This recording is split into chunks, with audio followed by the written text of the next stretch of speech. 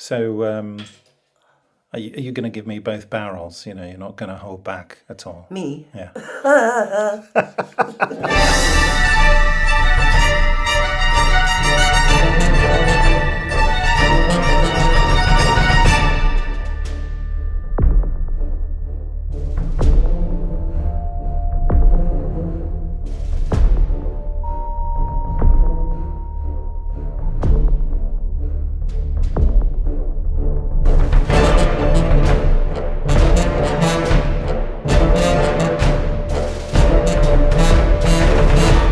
Now then, Yes. how much do you think childhood has a fundamental influence on one's life? Total. Yeah. I was reading something recently in a wonderful magazine called The Week. If you don't read it, I suggest you do. And some wise person had said, we spend the second half of our lives getting over the first half. And I think there's a lot of truth in that. When does the second half start? I wonder when it does. I suppose when one hits 40. Goodness.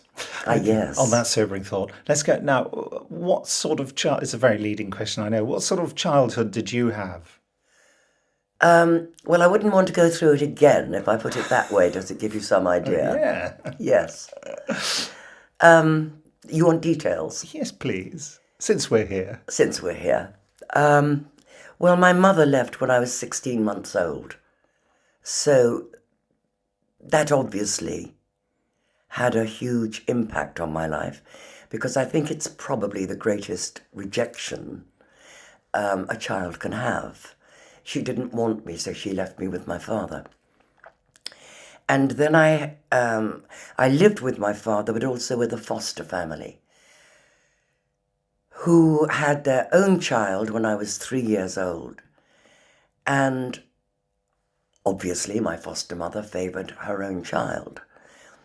So it was difficult because not only was I missing out, but I could see what I was missing. And I found that very difficult. When you say that your mother didn't want you, of course you were so young at the time, you wouldn't remember anything she said or did, presumably. So someone must have told you that. My father told me many years later that as she was leaving, he said, "What about Jacqueline?" And she said, "I don't want her." Fair enough. That's hard to hear, isn't it? Yes. So the business of when you were in the foster home, how did you cope with it? What are your memories of coping with that as a child? I wasn't in a foster home. This family, the woman May, came to get lodgings in our house during the war. Her husband was away in the Navy, fighting for king and country. And then I was 16 months, I think.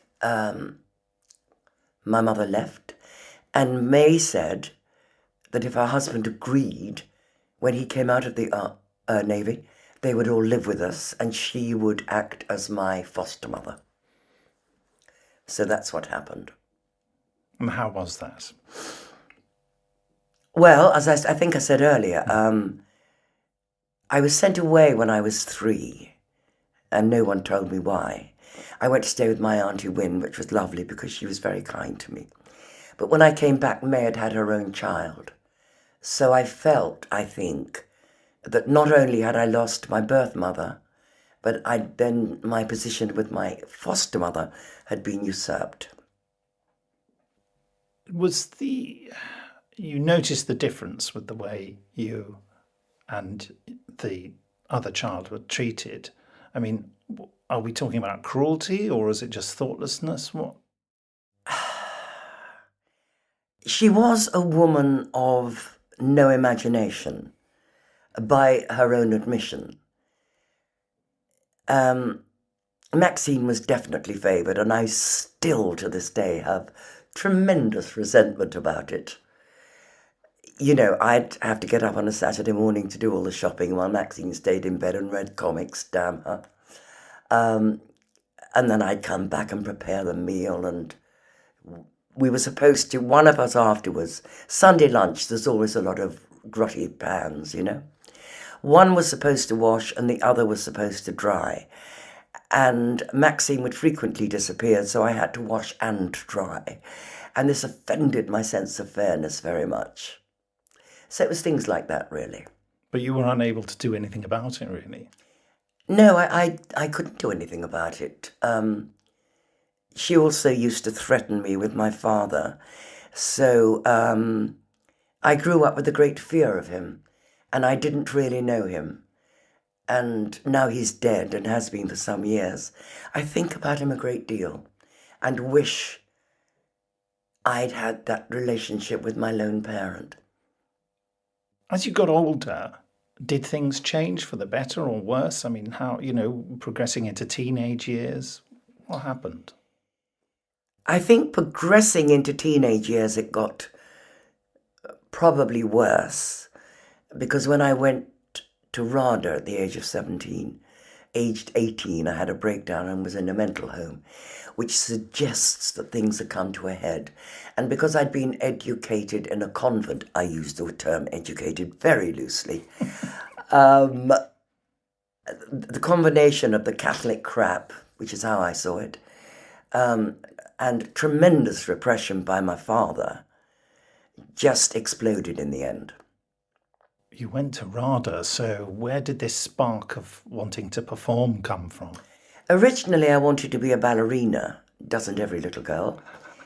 And my father had sent me for ballet lessons at the age of 2 because I was a very clumsy child.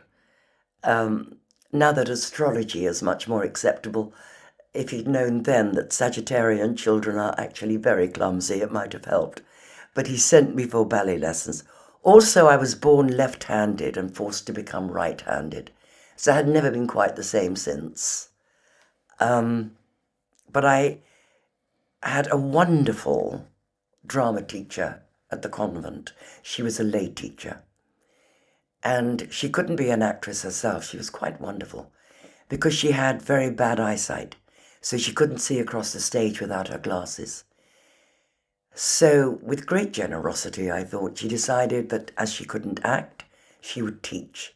And she was a wonderful teacher.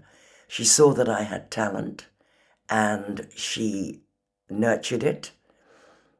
There was a time when my father wanted me to... Well, he stopped my drama lessons, and she had him up to the convent and told him that he was absolutely mad. And he had to start them again, which he did. Why did he want to stop them? Well, when I was 11, I went to the loo one day and saw a lot of blood, and this frightened me a great deal. So I rushed downstairs to May, who was bent over the steaming entrails of her recently acquired washing machine, and said, "I'm bleeding, I'm bleeding." And she said, "Oh, that'll be your period. I thought the girls at school would have told you about that."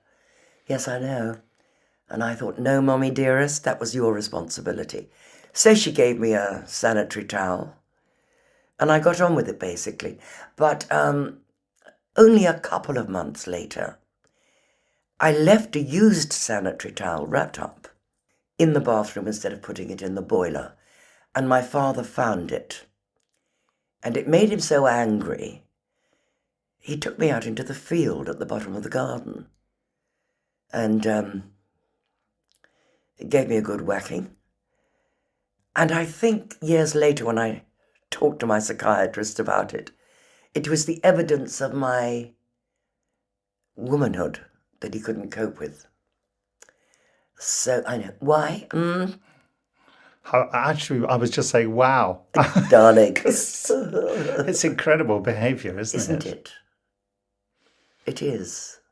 What sort of world were you growing up in? What was going on in the world at the time? What were the things that you, looking back, accepted as normal, whereas now we'd sort of go, oh, that's very different to today? I remember my greatest fear was that there'd be another war. And I can remember clearly walking along with my father, I must have been about 4, saying, "Daddy, there won't be another war, will there? There won't be another war." And my earliest memory is being put under the stairs when the bombs, those V2s, they suddenly cut out and you never knew where it was going. And I was born at the end of 43, the war ended June 45. So I was very young, and that obviously made a huge impression on me. The difference between then and now, and I don't think it is just nostalgia, it was a gentler world. It was hell for women still. And of course, once women got the pill, it became completely different. But it was a gentler time. People had a respect for each other, albeit superficial, but people seem to get along easier and have more consideration for others, which isn't the case nowadays, in my experience. Do you think some of that's to do with the fact that they just suffered a war, so in many ways just grateful to be alive? I would think so. And of course, for 10 years afterwards, the country was in such a state, driving through the East End. My father was born in the East End, and he used to vomit every time he drove through, because all he ever wanted to do when he was there was get out. My father was a natural gentleman. I think they're born, not made. You know what I mean? You can inherit a title, but it doesn't make you a gentleman. But he was a very fastidious man. And I think he should have been an artisan. I never knew till years later. I've got a pair of elephants that he carved for me in the war. Painted green, because that was the only colour paint you could get. And they're my most treasured possession, because they're all I have of him, really. So he started his own business. It was reasonably successful, building and decorating. But he was miscast. He should have been an artisan. But that was the nearest he could achieve, given the opportunities at the time. Would you say that was fair? I don't think it would have occurred to him that he could do something like that and make a living at it. But he could have been a master carpenter. Yes. So you do have some fond memories of him. You seem to have some affection for him. I do. I mean, as I say, since he's been dead, my relationship with him has improved, if that makes any sense. I loved him dearly, but I could never, ever get close to him because the shadow of my birth mother was always there. And apparently he would never discuss her with me, except in a very negative way. I remember him saying once, "Don't laugh like that, Jacqueline. It reminds me of someone else I used to know."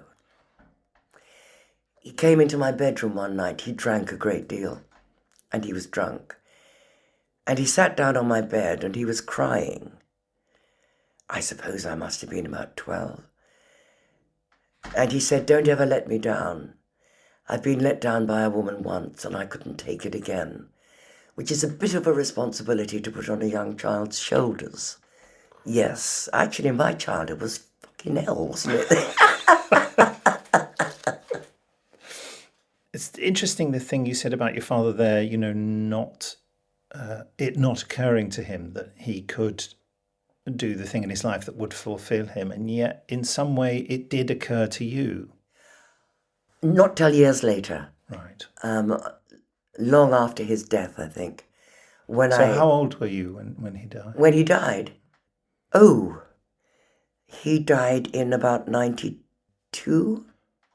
Okay, well, no, I'm thinking of when you're a child and you're studying drama and then going to drama school. You're following a dream there. That's not a sort of everyday workaday job, is it?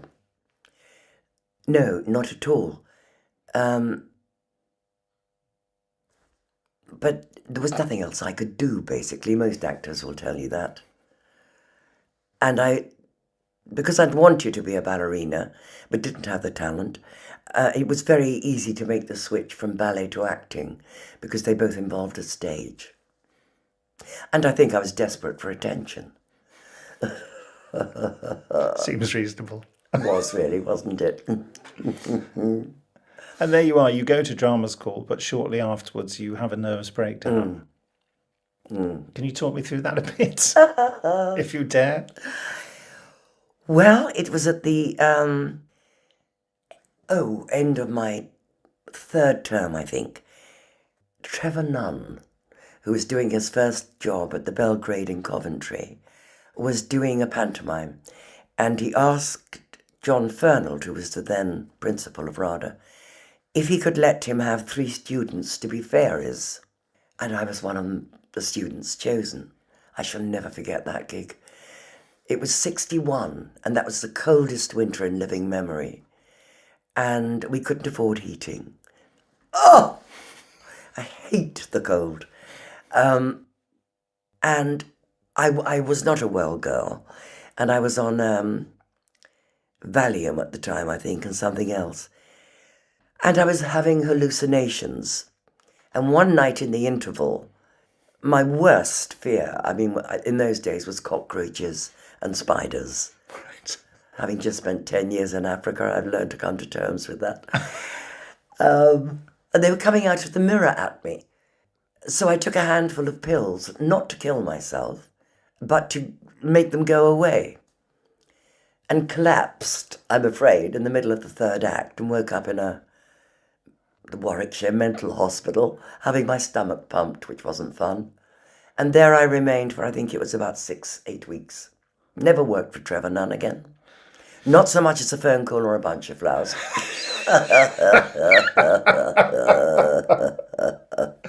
So what was causing the hallucinations? Was that the Valium?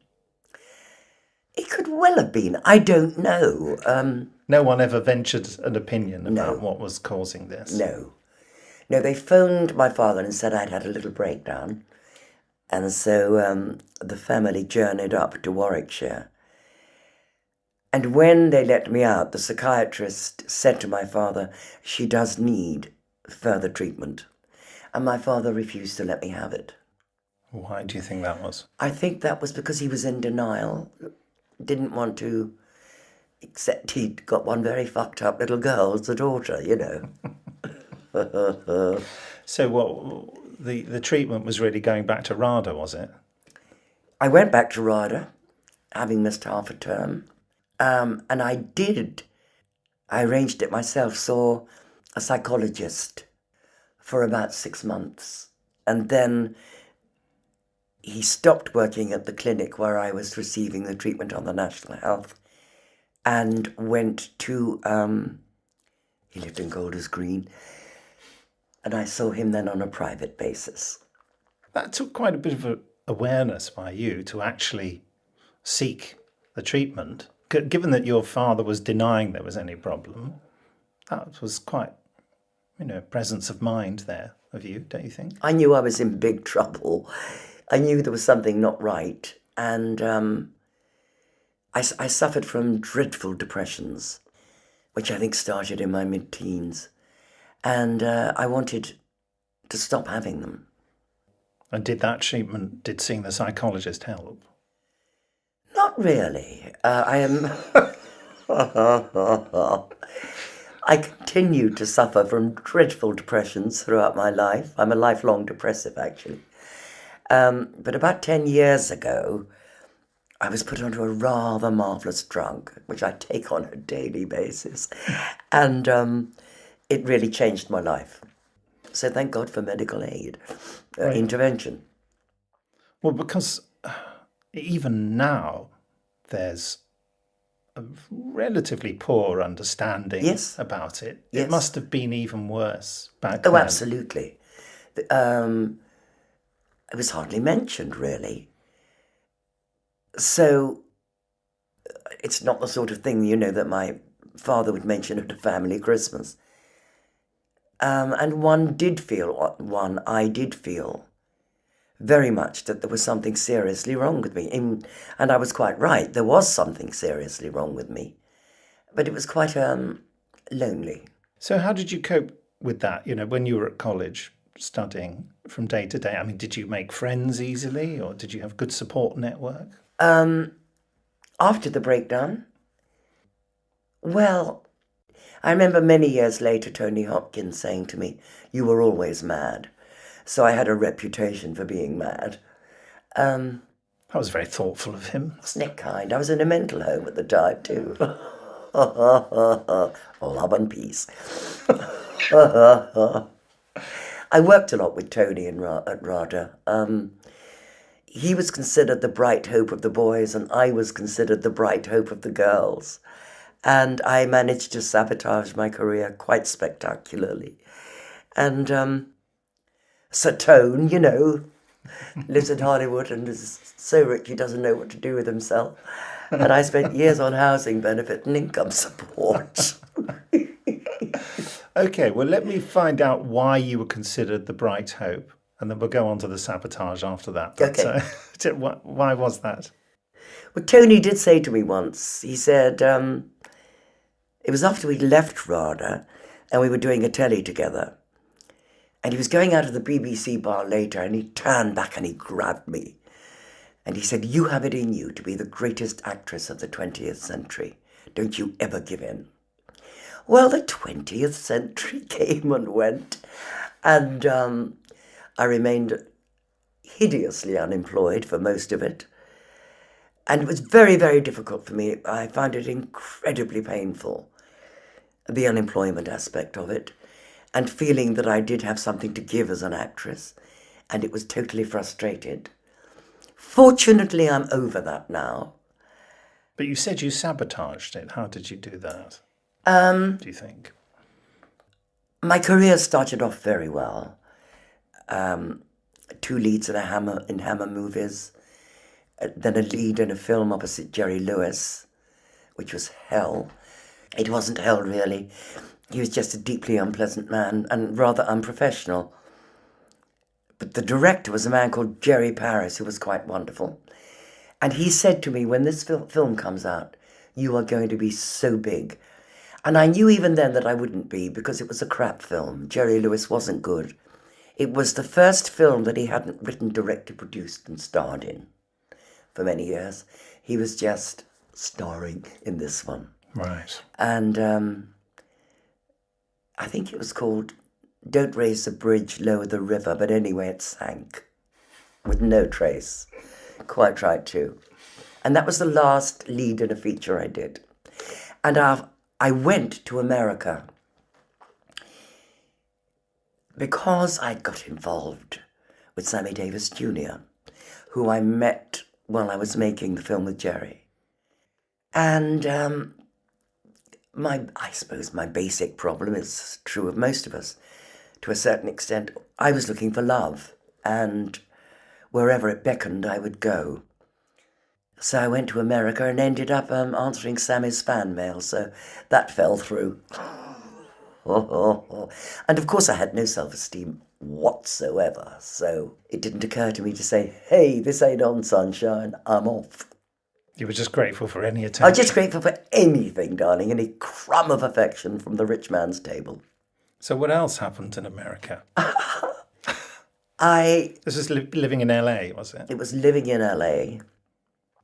I missed acting dreadfully, and so I auditioned for and became a member of the Actors Studio, which meant I left working for Sammy and answering his fan mail, and leaving my days free to rehearse at the studio. I got a job, the irony of which escaped me for many years, in a strip club called The Losers.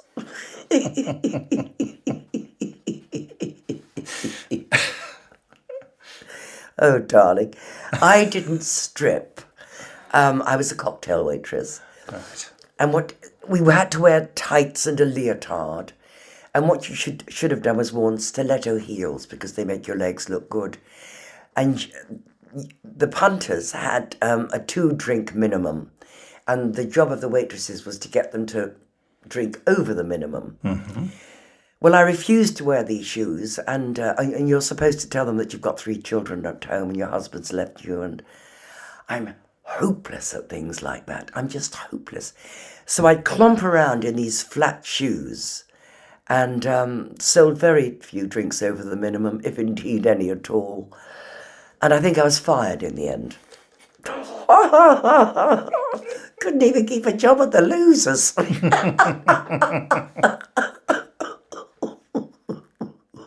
Hey-ho. So where did you go from the losers, that career high? That career high. I think I went to another bar, which was even less successful. I did a bit of bar hopping. And then I met this dreadful man who I called Dan, the guitar man, because he played a guitar. And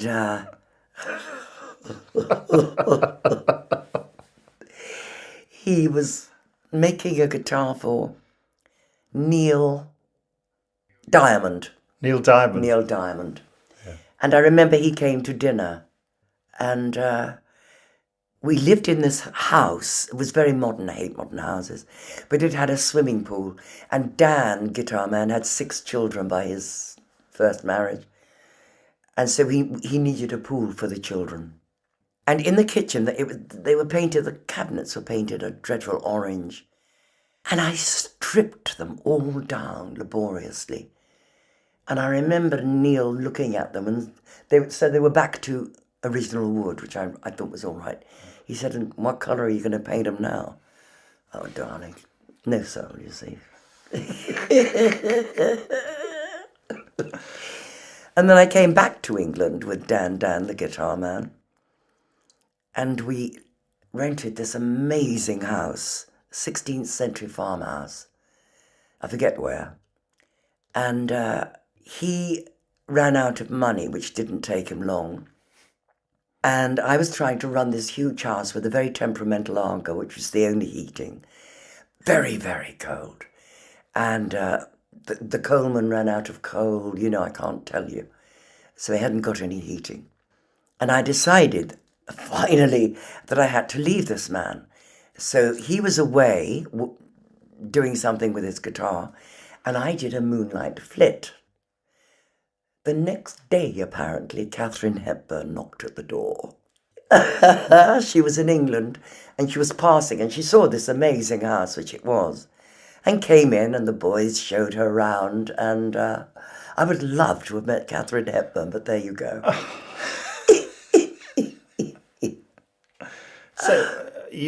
So you were trying to take control of your life? Yes, I was. Yes. When was it? What year was this? Do you know?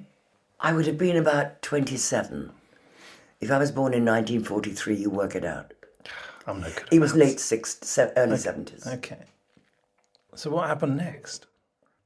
Then I took up transcendental meditation because I was hoping this would help with the old, And That was you pointing to your head there. Yes. Yeah. Just for the listeners. with the old brain box, yes. And I started doing it and nothing happened. So I went back and asked for my money back because it wasn't cheap. And Charged for that, did they? Goodness. Yes, as my memory recollects. And I spoke to a young man who was a transcendental meditation teacher. I said to him, "What do you do?" And he said this. I don't think they got paid. But he had an archetypal Jewish mother who lavished affection on her youngest son. She had 2. He was a very, very nice man. And so I married him. Mistake number 2. Oh, have I mentioned my first marriage? No, who was that? I'm very glad. Because we went from Sammy Davis Jr. to Dan the guitar man. No, after I left RADA, I married almost immediately afterwards. Oh. And that was to get away from home, really. And he was a young actor called Drew Henley. And we were together for about 3.5 years when he left me for The Good Life and Felicity Kendall. Oh. And she never mentions that when she's interviewed. Just talks about meeting him at 19 and they fell in love, but never mentions that he was married to me at the time. God bless, darling. Yes. Pardon? I wonder why not. I wonder why. It complicates the narrative, Jacqueline. That's what it is. So that we just flip back to sort out your first marriage. My first marriage, yes. Did you learn any lessons learnt during that? Well, the problem was the combination of the convent and my father's total repression of me as a female resulted in lifelong frigidity, really. I mean, with Drew, it was just impossible. I couldn't at all. And the same thing happened with my second husband. Okay. Yes. Your second husband. The transcendental meditator. Yes, I see. So that didn't last long? No, that lasted about 18 months. So were you thinking of maybe solving your problems to get over them? Darling, I was seeing psychiatrists regularly from the age of 17. This must have been, I don't know, frustrating for you. Did it make you angry? How did it make you feel? It certainly made me angry. Before I married Drew, we started living together. And I went home for the weekend, as I had to do. And my father said to me, he was drunk, he said, "Are you being sexually true to me?" Yes, exactly. It's a very unusual thing for a father to say to his daughter. He said, "Because if you're not, if you're sleeping with that boy, I will throw you out and never speak to you again." And I was so frightened, I went back to Drew and said, "We have to get married, we have to get married." And that's why I got married. That's interesting. Very interesting, isn't it, darling? Yeah. And yet, by the way, you mentioned, having some affection for your father, at least retrospectively. Retrospectively, I understand he'd been very damaged from the relationship with my mother. And he had this obsessive quality relationship with me, which was purely unconscious. It was at an unconscious level. But it wasn't a healthy relationship. And as I've got older, and hopefully a bit wiser, I can view him with compassion and forgiveness. But for many, many years, that wasn't the case. I can imagine that would be difficult to reach that point. Yes. Yeah. Okay, let's go back to the nuts and bolts of the timeline. So your second marriage, that presumably ended, did it? Yes. Yes. After 18 months, same reason. Then what? Career-wise, life? Take your pick. His name was David. I always called him Fred. As you do, of course. It's funny, that period, my 30s, are a bit blurry. I remained single. Oh, no, I didn't. I met some man called Darryl and agreed to marry him. I must have been mad, Triumph of hope over experience. But I was looking for someone. I hadn't yet accepted that the problem was mine to solve. I was looking for someone to solve it. Oh, I see. And I was looking for it via a man. Fortunately, I broke that off before we got to the altar. And work, I was with a wonderful agent, probably the best agent in London, Julian Belfridge, who had great belief in me. And when I got the film with Jerry Lewis, he said, "I always had a feeling about you." And when I got back to England, when I was about 28, his accountant, bookkeeper, had a big row with him. And she told me that Julian wasn't interested in me anymore and I would be much better off leaving. And I actually believed her. I was so easy to manipulate. So I left the best agent in town and went to someone who was far inferior. But I did get, I think my first audition for him ended up with doing a play in the West End with Alan Bates called Otherwise Engaged, written by Simon Gray quite brilliantly and directed by Harold Pinter. So that was all right, and I was in that for a year, with the dressing room next to the wonderful Ian Charleson, who died, as you probably know, of AIDS. And I was in a doctor's waiting room many years later and looked up and there was this plaque saying the Ian Charleson ward. I thought how extraordinary life is, how things work out.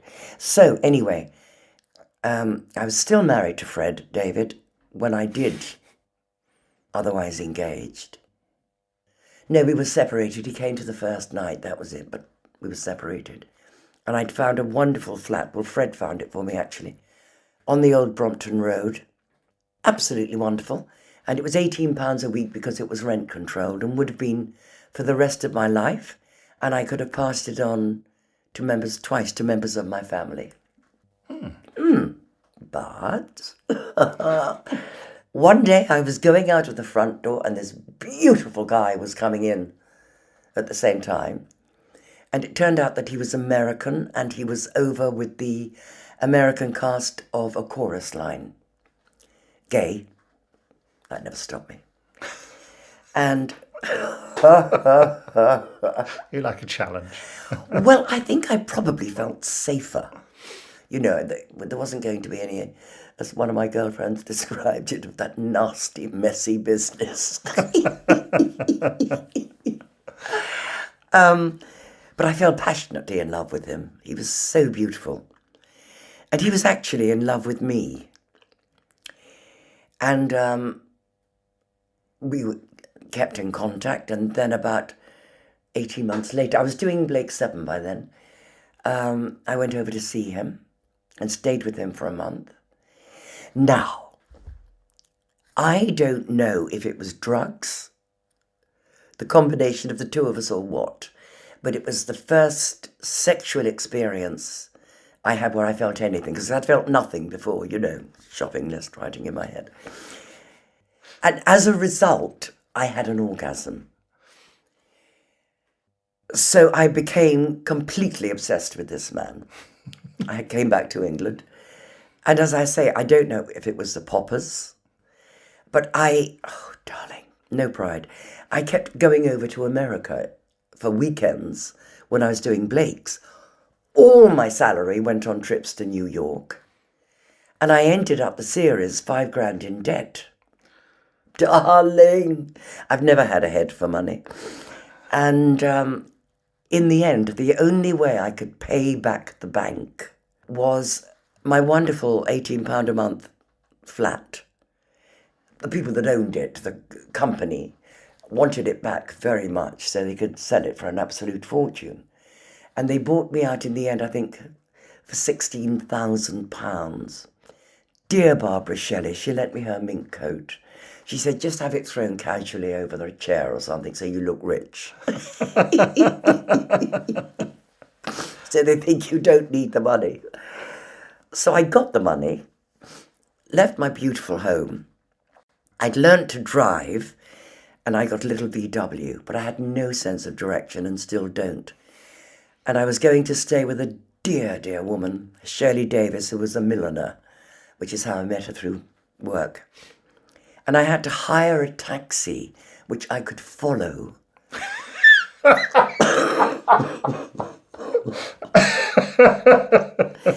didn't know how to read a map or anything.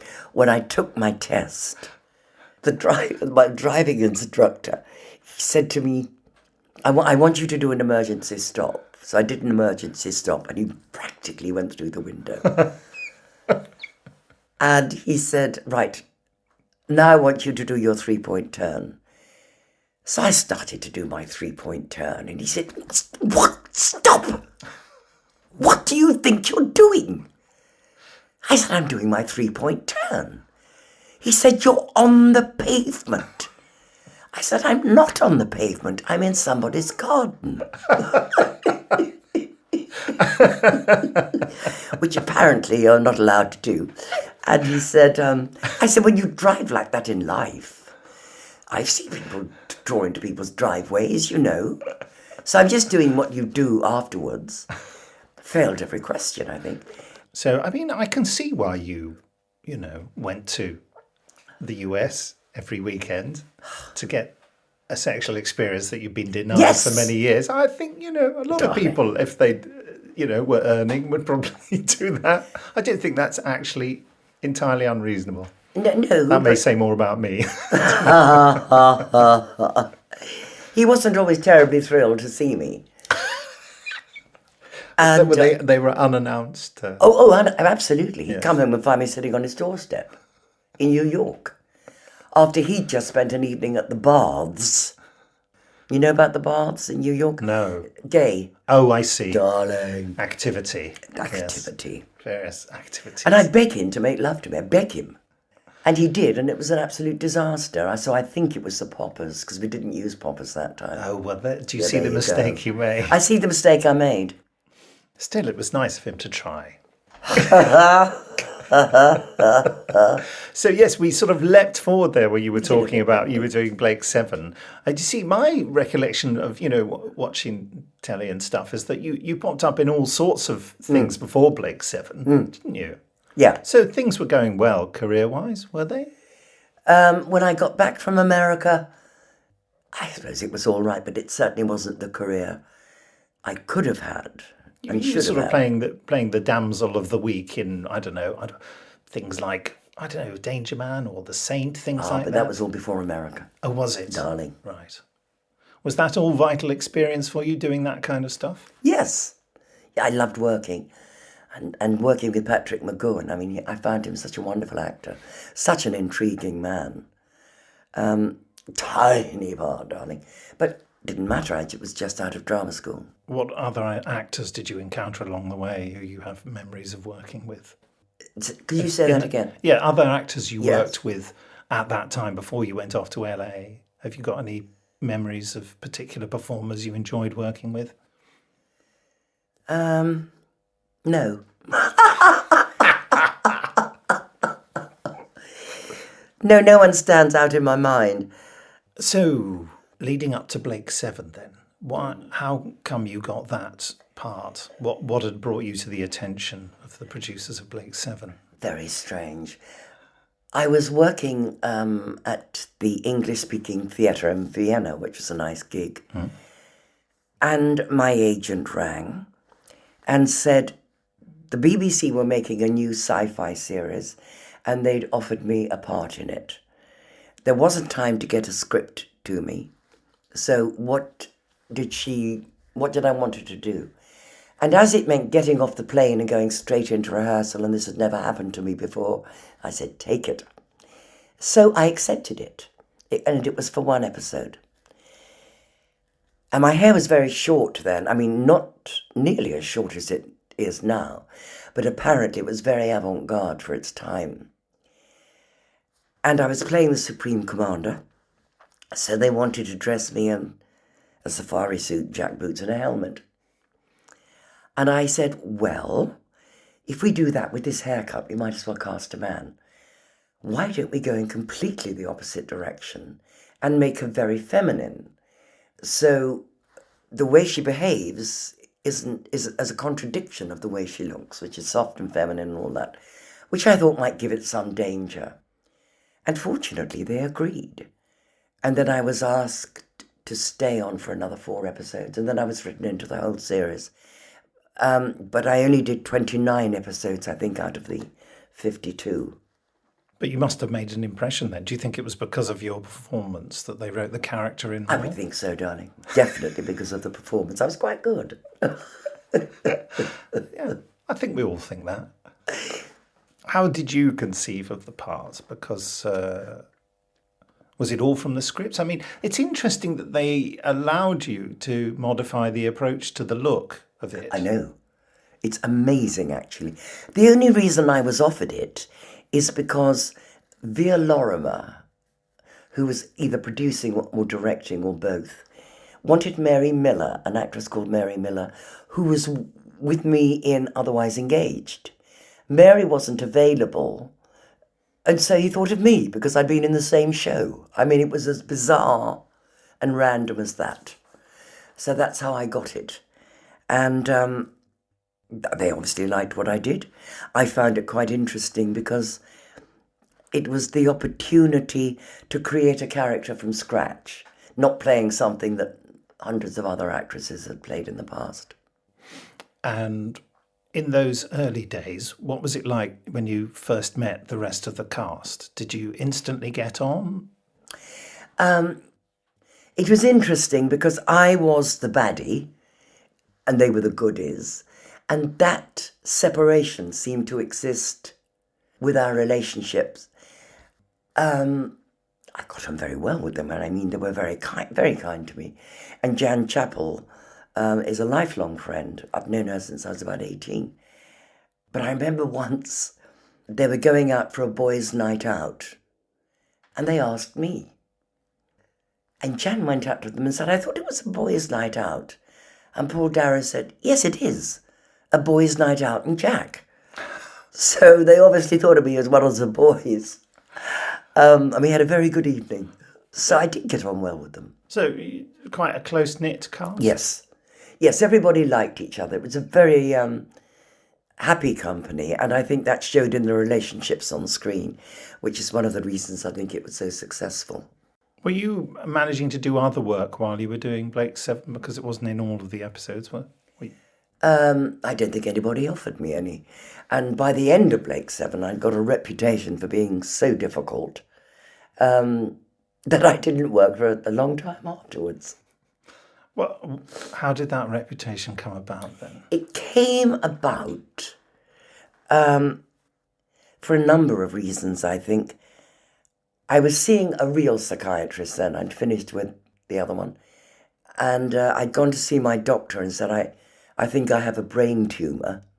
And he listened to my symptoms and said, I don't think you have a brain tumour, but I could recommend an excellent psychiatrist. And I went to this man, Hop, as I called him, brilliant psychiatrist, who's still in my life. And I probably owe him my life, actually. Where was I going to go from that? Well, I was asking how you'd got the reputation Oh, for yes. being difficult. So going through intensive therapy and playing Servalan, my personality and hers became there was a crossover. I didn't know who was who. And I think I became a bit Servalan-like in my dealings with the authorities. You mean at the BBC? At the BBC.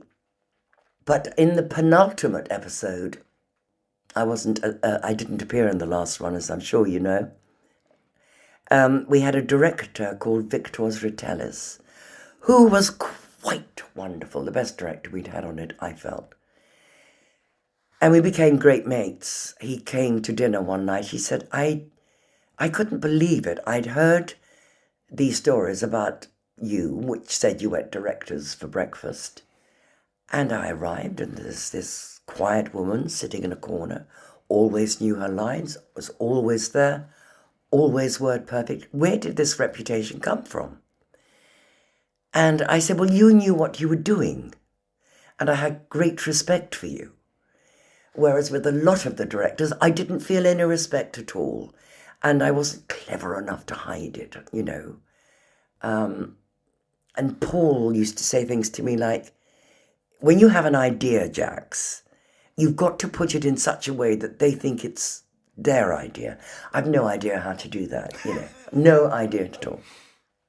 So I blotted my copybook quite a lot.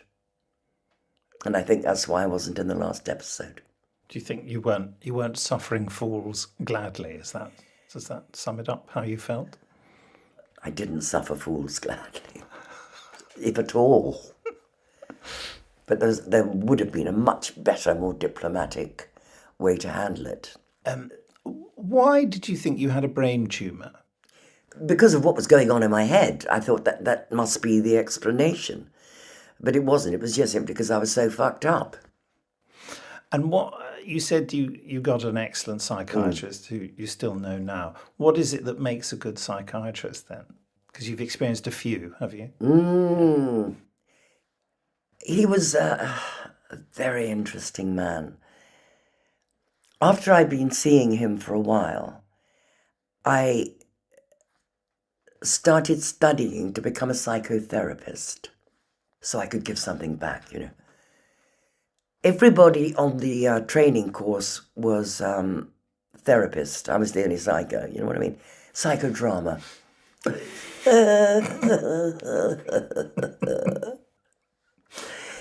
So they were all in therapy themselves, training to become. And I became very friendly with a girl called Sophie, who had to do some public speaking. and was terrified.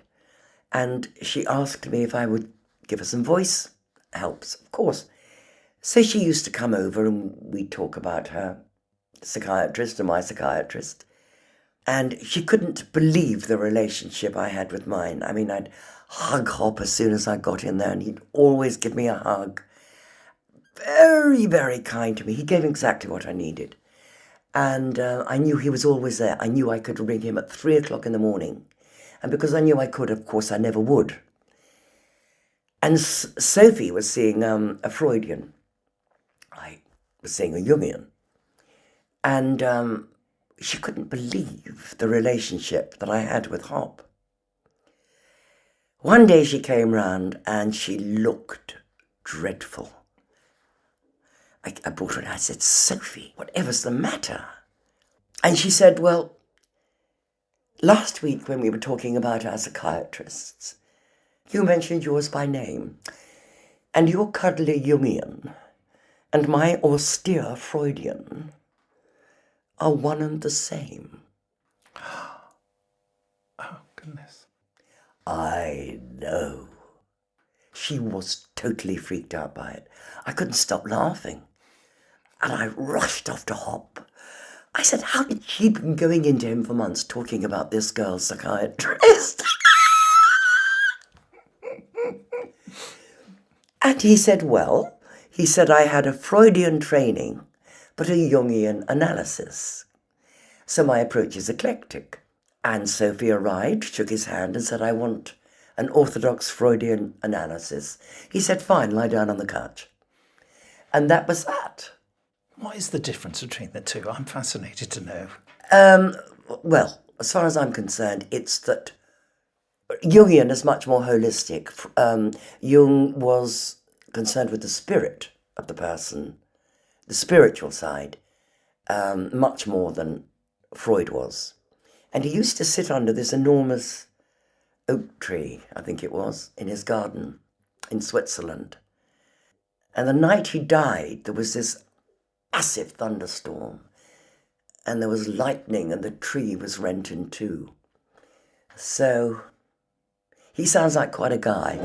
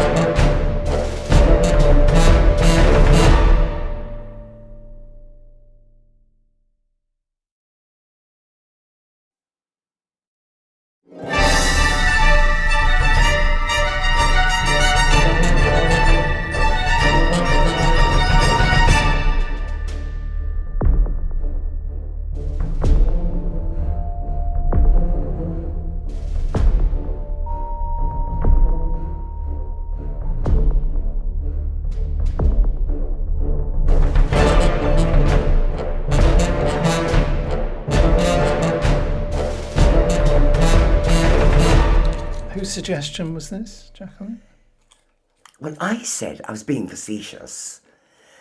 Who brought in the wine? And everybody laughed, and then Toby produced a bottle of champagne. I mean... You could hardly say no.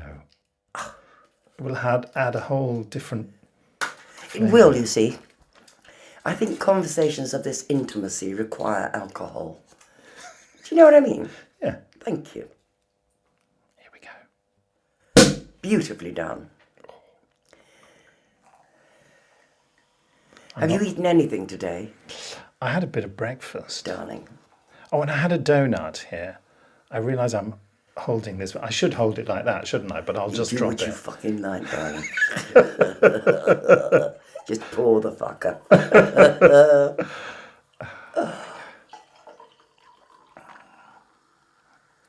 They're not the right glasses, are they? Well, darling.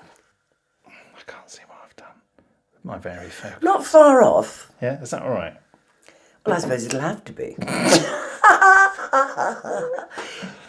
Oh, my darling. Oh, we should do this, shouldn't we?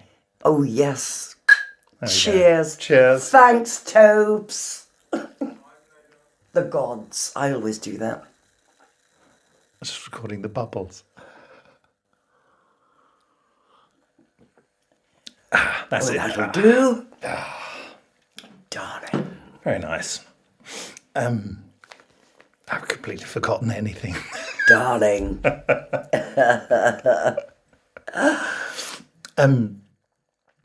Well, we'd got into psychiatrists. Let me just wind back into Blake Seven. And could you just tell me, if you dare, a little bit about all the members of the cast and how you got on with them? Any memories of them? I got on with them all, particularly Paul, because we had the potential to create a very good relationship between Servalan and Avon. But the writers, producers, whatever, never picked up on it.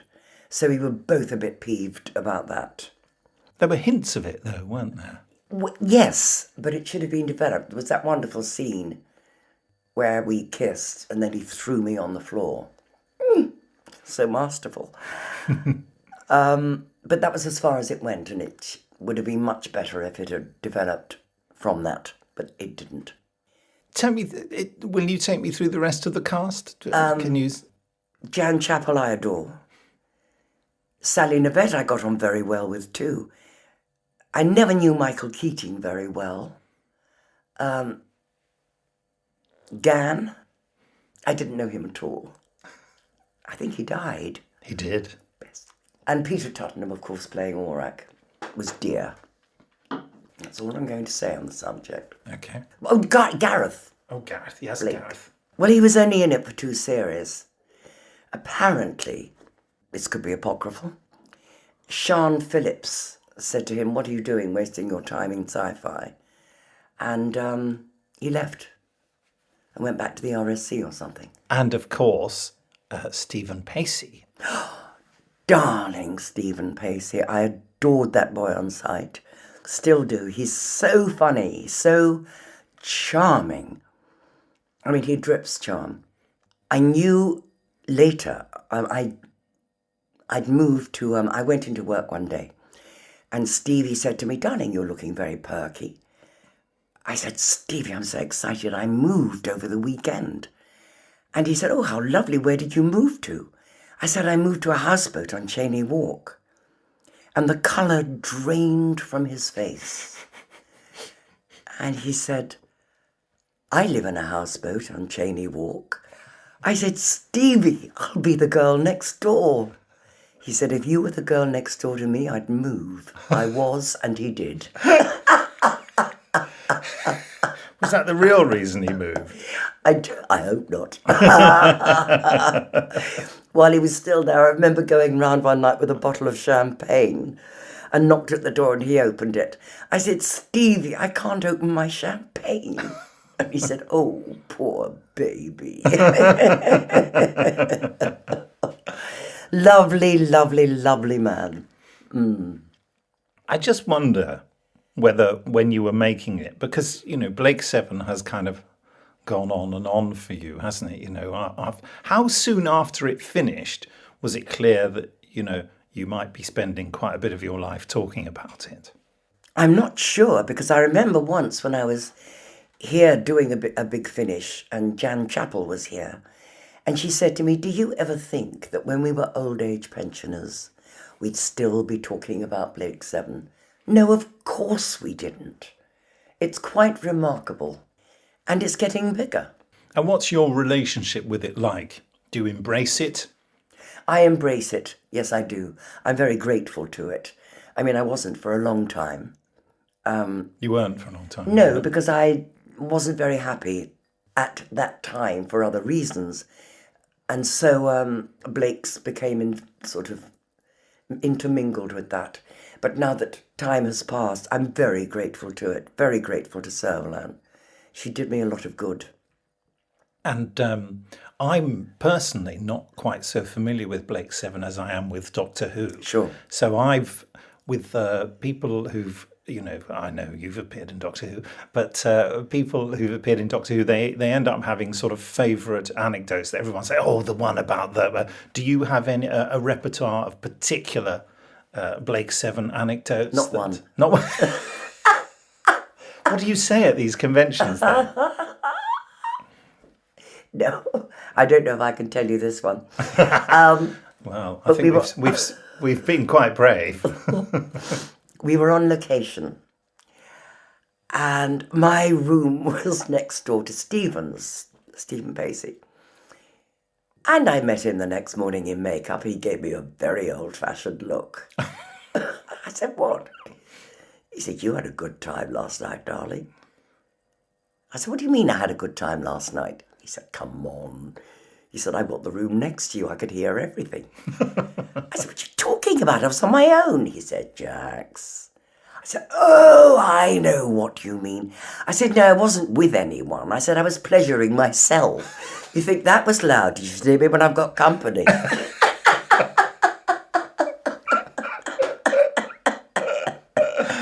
Keep it in if you dare. Some stories may be unsuitable for younger listeners. Or those of a nervous disposition.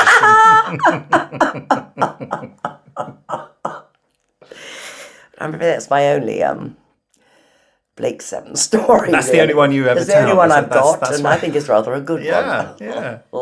A story often told by people who worked on Doctor Who, and I'm guessing it's a similar experience on Blake Seven, is about filming in quarries. Because they're the nearest thing to something that looks like an alien planet that can be found in the home counties of the UK. Yes, we filmed on a lot of quarries. Different quarries? Different quarries, darling, but one quarry looks quite like another quarry, you know what I mean? And I used to get so pissed off at conventions when always someone asked me, what was it like, walking around in 4-inch heels in a quarry? Well, what do you think it was fucking like, you silly prick? But they want to hear you say it, that's the thing. Well, I didn't put it quite like that in my reply. But, staggering around in 4-inch heels, I must have been mad. But that's the choice I made. I had to live with it, as with so many in life. And the thing about fans, I mean, how do you feel about it? Because you sort of, would it be true to say that there's a feeling with people who follow a show that's become popular that you're in, that they have a certain ownership of you? How do you deal with that? I'm quite good, actually, at erecting a sort of invisible barrier that says, please don't approach. I've made some very, very good close friends from Blake Seven. John Ainsworth is a case in point. Who are highly intelligent people. I've got 2 friends. One is a doctor of chemistry, Martin, and Douglas. They were staying with me in Africa. And while he was there, he heard news that he'd got his PhD. So I was with the 2 doctors, which is the name of the episode. Yes. Episodes I did. So I've made some wonderful friends from it. Well, you mentioned the 2 doctors there. I should grab that reference, I suppose. Yes. Tell me about that.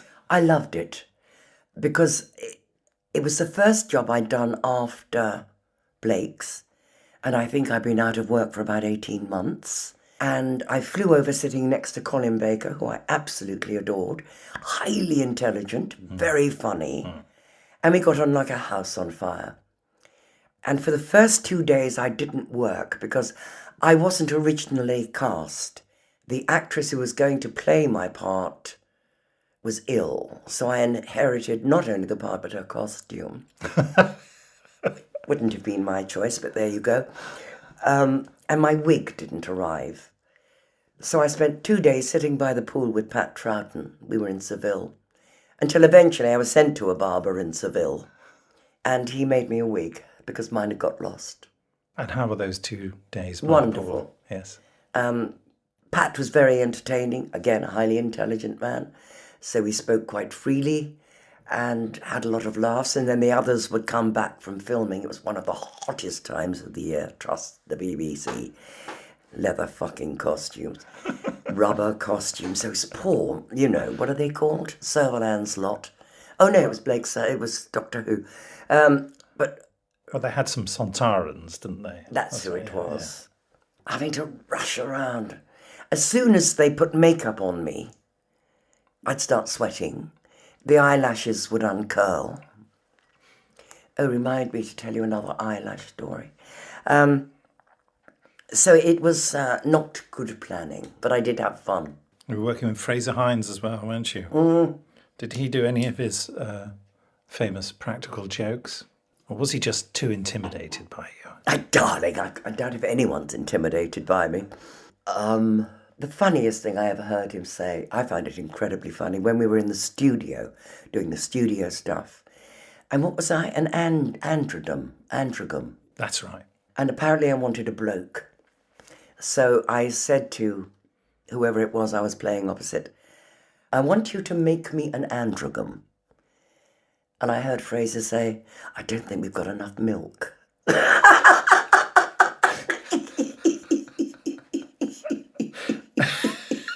Adored him. He's a funny man. I want you to make me a consort, that's right. Oh, right. I don't think we've got enough milk. Wonderful. Going back to Servalan, Yes.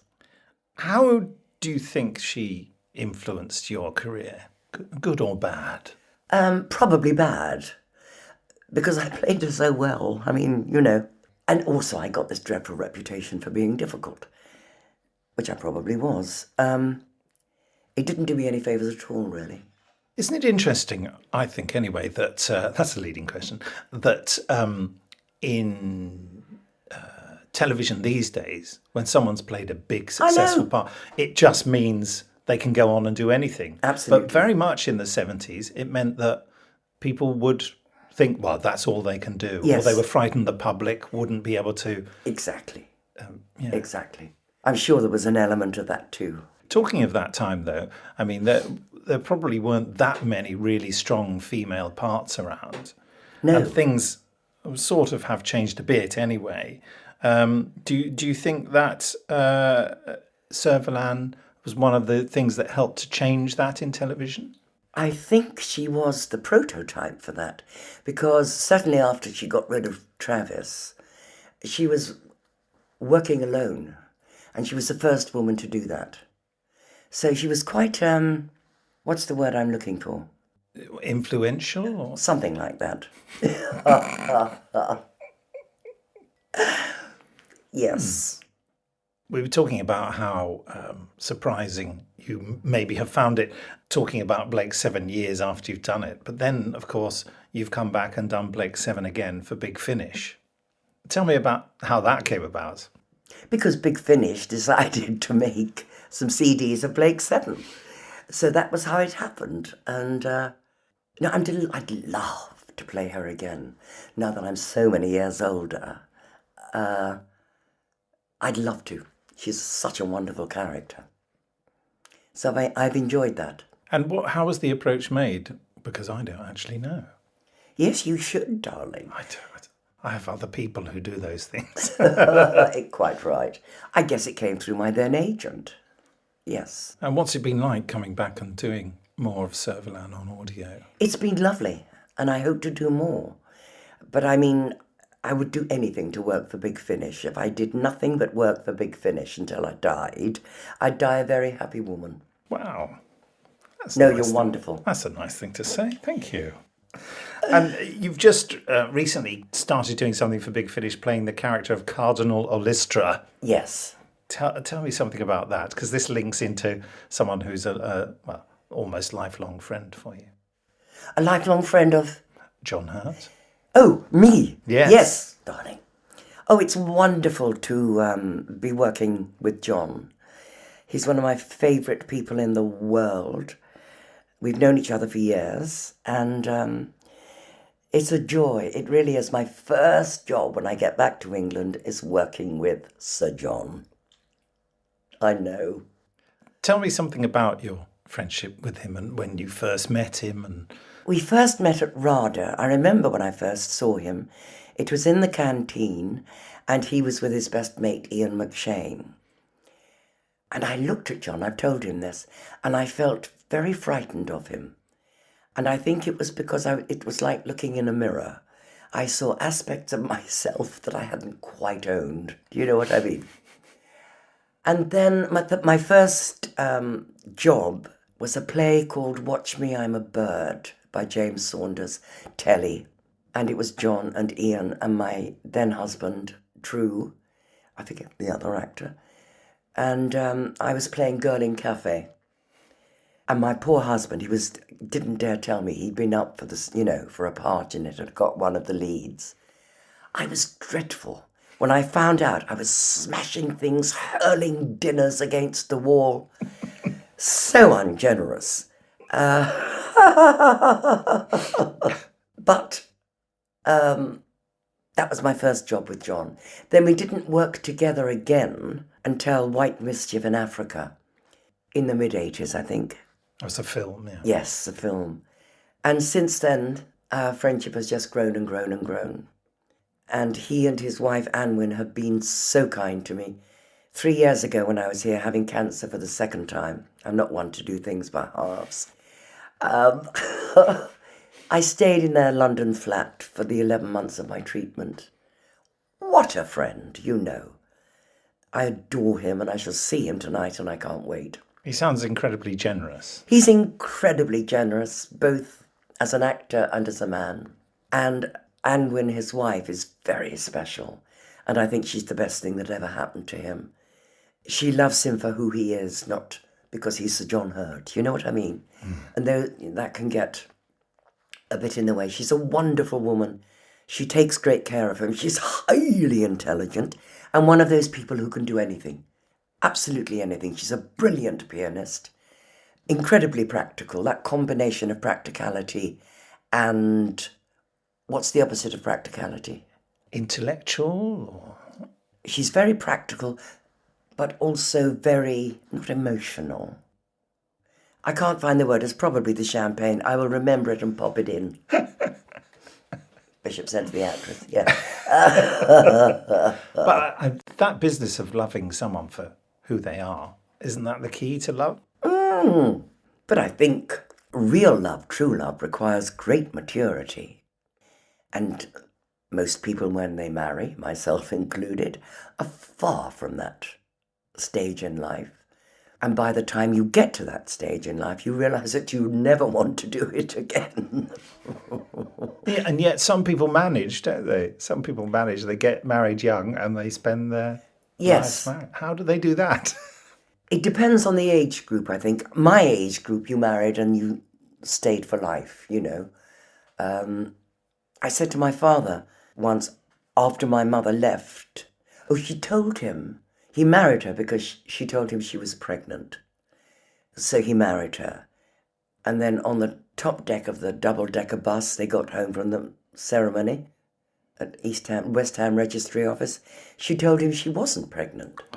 So I said, well, why did you stay with her? He said, well, I made my bed, I had to lie on it. So I think that is an attitude that makes a lot of marriages survive, certainly of my parents' generation.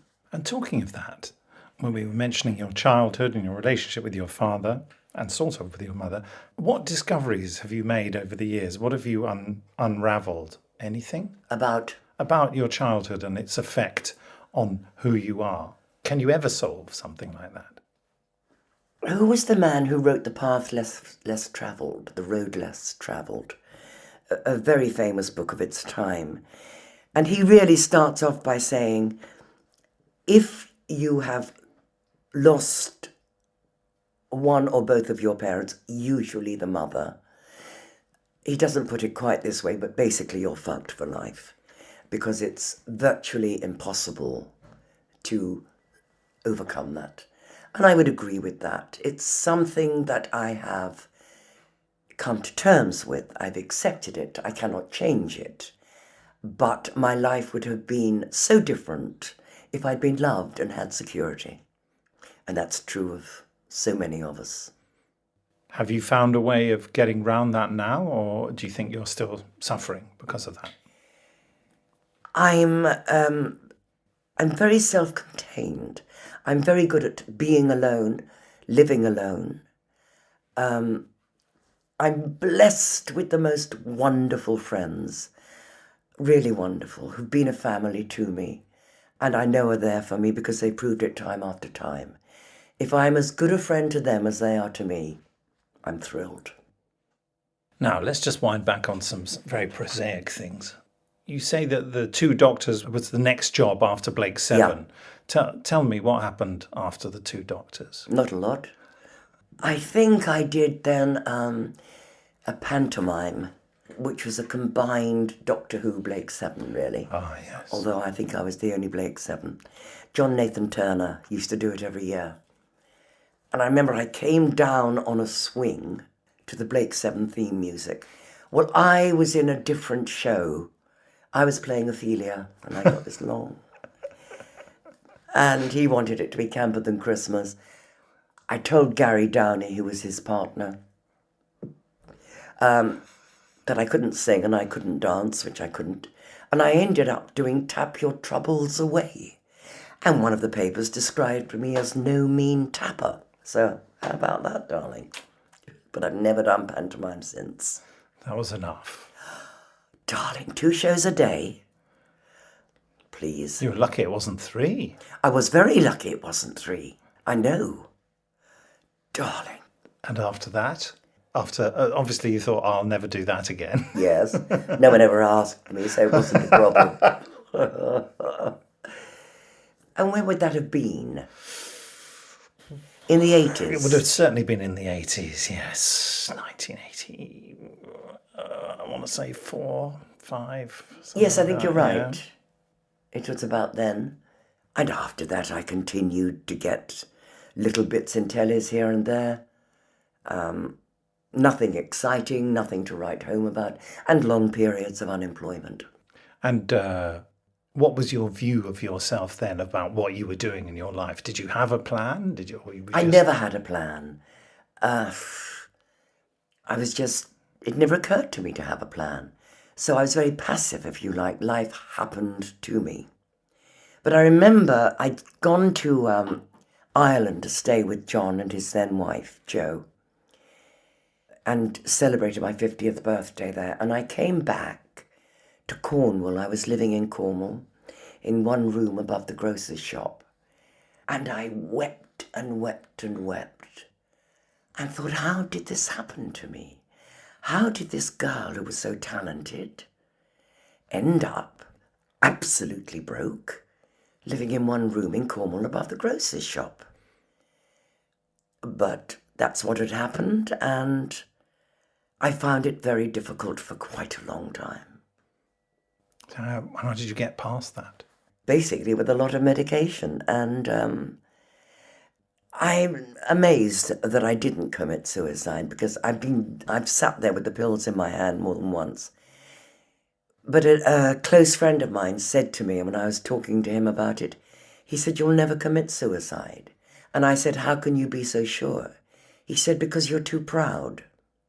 And I remembered that, and I think it saved me on quite a lot of occasions. And looking back now, I would hate to have been remembered as someone who didn't have the balls to see it through. That's interesting that someone's saying that to you. That's what made you... Yes. Did you believed the thing about the pride? Person. Yeah. I trusted that person. I believed him. Yeah. And often other people can see you more clearly than you see yourself. So I suppose that's the benefit of having good friends. Yes. Yes. Okay, so you just carried on working from time to time, and Yes, I lived in Cornwall for 7 years, which I loved, in St. Ives. And I worked as an artist's model, which I loved. I found it so exciting to be part of someone else's creative process. And to have artists say to me afterwards, "I've never drawn so well as I drew tonight." Oh, that made me feel so good. I was paid £3.50 an hour, 2 hours, £7, straight down the sloop, spent it all on drink. And at some point you came back to London, didn't you? I came back to London because my wonderful landlords who had the shop decided to sell it, so I no longer had that room. And I didn't want to go to anyone else because Dad and Sand, as I called them, Sandra, and Garth Rayson, wonderful people. I decided then to come back to London. And a friend had a tiny flat in Holborn, which he let me have, which was great because I could walk everywhere, and I used to go to the National Gallery in the mornings. And that's how I got back to London. And I'm not sure how I started working again. It may have been for Big Finish. I don't know when I started with you. I remember that flat, by the way, because That's right. we did an interview there, didn't we? Yes. Yes. It was in Holborn, was it? I remember feeling it's in the centre of everything. What an amazing place to be. Darling, but minute. Yeah, it was very small. Very, very small. But beautifully appointed. Beautifully appointed. Yes. Yes, and I was very lucky to have it. And then after I'd been there a few years, Richard, who was my friend, his sister wanted the flat, so I had to leave. So I went and stayed with my dear friend Vicky in Kennington. She let me have her basement and stayed there for, quite a few years until I went to Africa. So now, at some point during that gap you've just mentioned, you got ill. You got cancer. Yes, I got cancer when I was living at Vicky's and went through all the treatment, had a partial mastectomy, it was breast cancer. And then when it was over, I thought, well, I've been through this life-changing experience, but my life hasn't changed, and I'd like it to. So I became proactive for one of the few times in my life, and I thought there must be something I'm passionate about other than my work, which was playing a very small part in my life. And I thought animals, love animals. And then I thought primates, because I have that fascination for them that a lot of people share. And a friend Googled, because I'm hopeless on the internet, hopeless, original Luddite. And the Vervet Monkey Foundation came up with pictures of these enchanting monkeys. And off I went for 2 months to look after monkeys. Loved the monkeys, loved Africa. And also I'm a runner. If I can't sort things out in my present situation, I will do everything I can and then I'll run. Away. And my relationship with Vicky was going through a difficult time then. And in fact, I came back after one visit and her mother, who lived outside of London, was getting very old and rather senile. So Vic needed the basement flat that I was in order to give her mother a home. So that made the decision for me, really. I said, don't worry, Vic, I'll go back to Africa.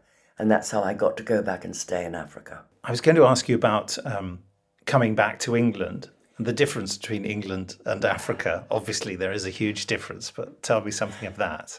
Oh, it's so wonderful to be back in England. I'm falling in love with England all over again. I seem to spend a lot of my life on trains. And the magic, the beauty of the English countryside. And especially now it's autumn and the different colours and there's something. This is because you've moved up north, isn't it? I'm sure I'd find it too in the south, but I love living in the north. Actually, I could live anywhere and be happy so long as my kids are happy, my kids being my dogs. But I love the north. The people are so open and so warm and so friendly. I love the village that I'm living in. Well, it's quite a big village, actually. And now I found somewhere proper to exercise my dogs. My cup runneth over. I'm living in this house that belongs to my dear friend John Ainsworth, which was a lovely, end of the century terrace. And someone did a 70s makeover on it, just appalling. So I'm having to get rid of all that.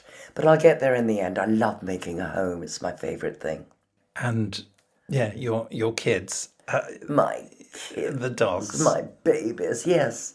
How come have you always had animals, or is this a new thing? No, I had dogs in my 20s when I was married, but you need two people, really, if you're both working. So when I was on my own, I stopped having animals because it wasn't fair. But in Africa, when I was at the monkey sanctuary, Snooze, who is a bush special, when I left, she followed me. And Tosca, he's my toy Pomeranian, and he belonged to this dreadful woman. I ended up sharing a house with her. And when she decided to go back to Canada, where she was then living, she just gave him to me and said, "Here's yours now." And I said, "You will, of course, be responsible for any future vet bills you might incur." No. So that's how I got Tosca. In Africa? In Africa. So they had to go through quarantine, these two dogs, to come back. And well, then I got Malcolm when I moved to the farm, and Paris. So they all had to go through an incredible... They had it done at that end, so I could just then get them off the plane this end. So I now have 4 dogs and a 2 up, 2 down in Bolton. Monkeys, dogs, animals. You're interested in animals. Do you prefer them to people? Absolutely. I think any intelligent person does. How come? Why do you say that? Because individually, I love people. I adore people. As a species, we are appalling. We fucked up this planet. We fucked up outer space. There's all this debris floating around. We're constantly killing each other, maiming each other, torturing each other. We are despicable. But having said that, as I say, individually, I love people. So it's a bit of a paradox dichotomy there. So animals don't do any of that stuff? No, is that what you're they saying? don't. Yeah. They're innocent and they look to us to take care of them. People who are cruel to animals I could kill on sight. No probs. Any ideas for, I mean, this isn't a party political broadcast, but any ideas for the solution about the whole problem, all the problems you perceive that mankind has brought to Gosh, the I planet? love simple questions. Yeah. I think nature will solve it. I think one day she'll just flick her tail and that'll be the end of us. Because we don't deserve to be here, really. Fucked up everything in the space of... How long have human beings been on the earth, you know? Not long, evolution. Exactly. Yeah. Exactly. We don't deserve it. When you're at home, what do you do in a day? What's your typical day? How do you entertain yourself? I do as little as possible. I spend most of my time horizontal. I love my bed. I love my bed. And the dogs are on the bed with me, and I read a great deal. I've always loved reading. It's been my escape since the age of 3, really. I learned to read very young. So I devour books and listen to the wireless. I haven't got a television. Haven't had one for about 15 years. Because I'd watch it if I did. You know what I mean? When I did have one, I'd turn it on at 6 in the evening. And it would stay on till 6 in the morning, because I'm also a lifelong insomniac. Pills cure that.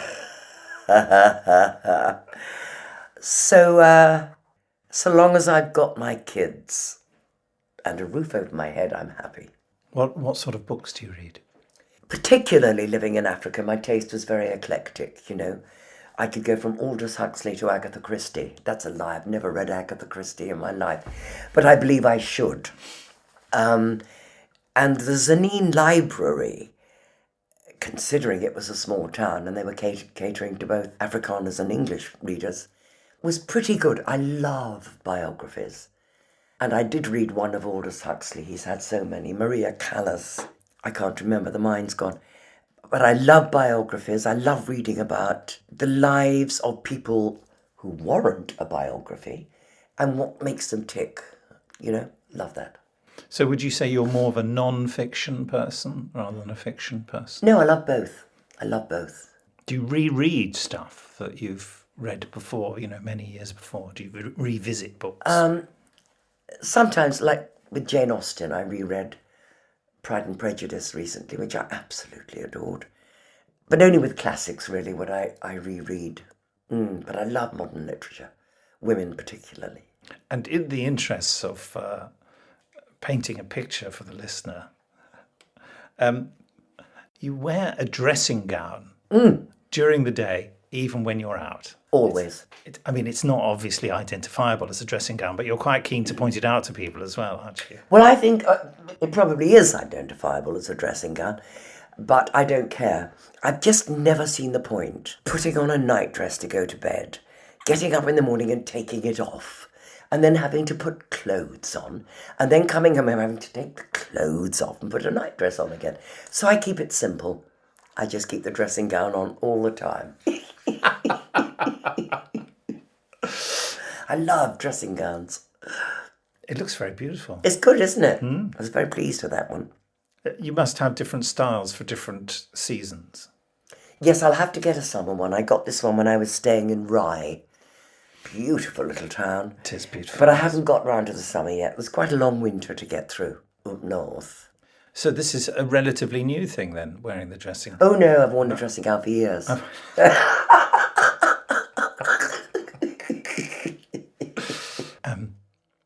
You can just say, shut the fuck up to me, okay? You know I would. I do. Just letting you know that I'm ready for it. I'm interested that because you'd probably considered suicide quite a lot in your life. Yes. And then you get diagnosed with an illness that's well known for killing people. Yes. How do those two things fit together? I hoped it would finish me off. Right. It nearly did, but it didn't. I'm as tough as old boots. Tough as old boots. I've survived it twice, and my dear friend, the late lamented Tanith Lee, she got it the second time and she died. I've got it the second time, I'm still here, My friends think that both Sir John and I have constitutions that, should be in the Guinness Book of Records. They're probably right. And forgive the genuine crassness of the question. You say it's a life-changing experience. Could you explain exactly how it is a life-changing experience? Well, when you have an illness that has the potential to kill you, that's supposed to be a life-changing experience. And I had an illness that could potentially kill me, but it didn't change my life. So I felt a bit, shortchanged. Do you look back at it and think, how did I actually survive the shock of knowing that was a possibility, that I might die? It wasn't a shock at all. It was very welcome. I would have loved it if I'd died. Please God, let me die so I didn't have to do it myself and the responsibility were taken out of my hands. You're sitting there laughing at my fight between life and death. It's very tactless, isn't it? Sorry. No, darling, it's quite right. It's the only thing to do. But I survived it. All my life I'd wanted to die. I'd wake up every morning, I want to die. But my will to live is indomitable. And now I've accepted that. I'm having a very good time. That's rather nice, isn't it? Fucking right. Took long enough. How did you get to that point? Age and experience. There's wonderful things that, if you're lucky, give you the beginnings of maturity. I hope I've got a bit of maturity now. So, you were in Africa for quite some time. How was that? Well, as I say, I loved the monkeys. I loved the way of life. And what I wanted was to be completely free of responsibility. So, and I got that in Africa. So when Vicky needed the flat for her mother, I thought, no probs, I'll stay in Africa. I'd been going back and forth on a 3-month visa, which occasionally I was allowed to renew for a 6-month, but it was working out very expensive. So I thought I'd apply for my 3-year visa. And they turned me down because they said I was a drugs trafficker. Total load of bollocks. It wasn't trafficking, it was possession.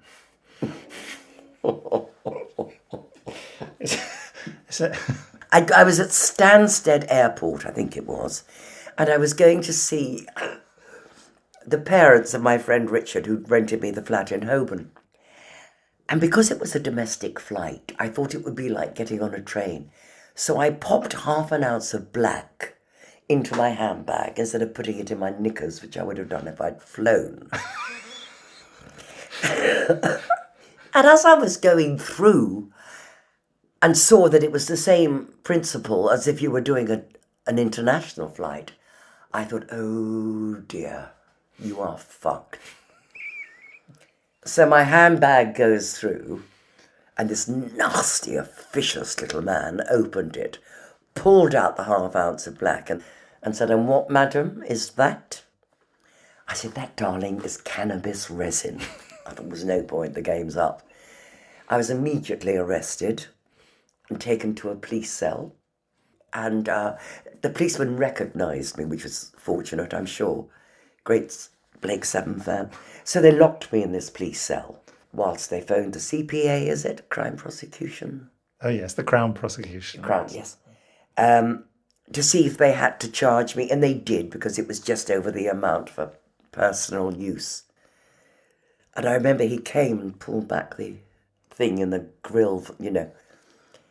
And he said, "I'm bringing you in a cup of tea." He said, "Is there anything else I can get you?" I said, "A joint."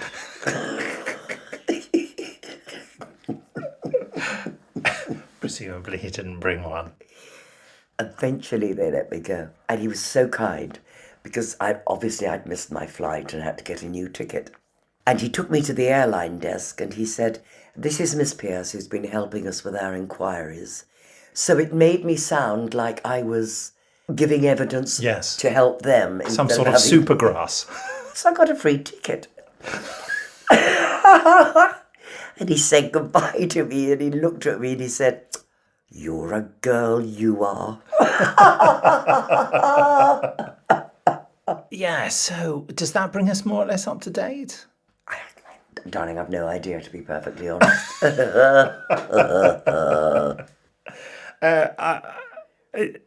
How do you look back on it all?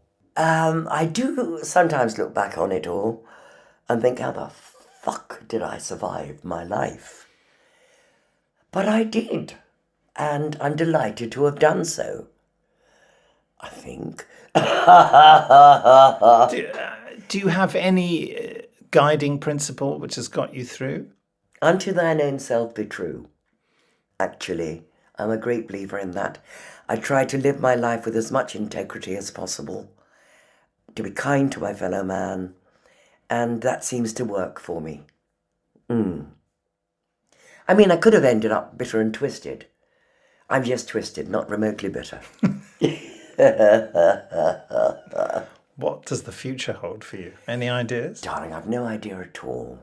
I just do feel that it's going to be absolutely wonderful and that I'm having a sort of renaissance now and I'm coming into my own, secure in the knowledge of who I am, of what I've survived, and I may even have something to offer. So that's good. I'm enjoying my life now, which is wonderful. Oh, Jacqueline, thank you so much. Oh, my pleasure, Nick. I've had a wonderful time. Thank you. Cheers, baby.